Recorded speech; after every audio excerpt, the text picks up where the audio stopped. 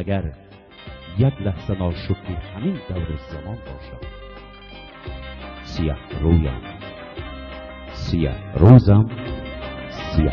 دیاربک DSF استودیو تقدیم میکند. وقتی زوال من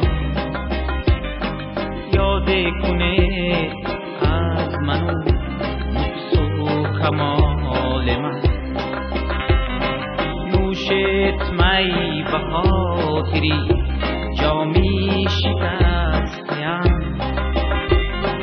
نوشت می به خاطری جامی شکستیم، خانت شیری حافظ و سایی مثال من،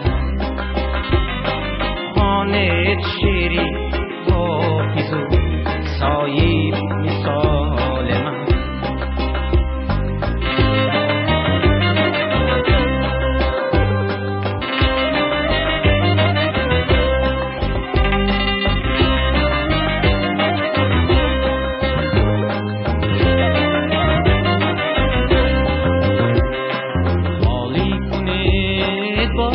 دل پر شیشه های می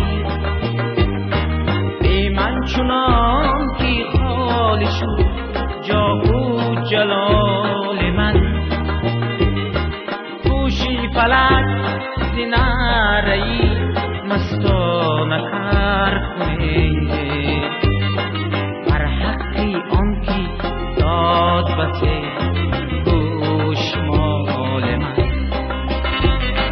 بر حقی آن کی داد بسه گوشمال من.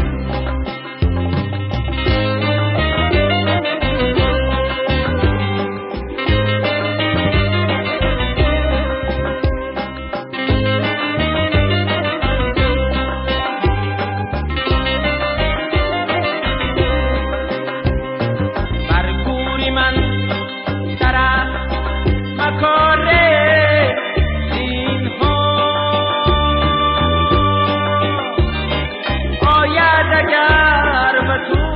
بتم آن نبض حال من،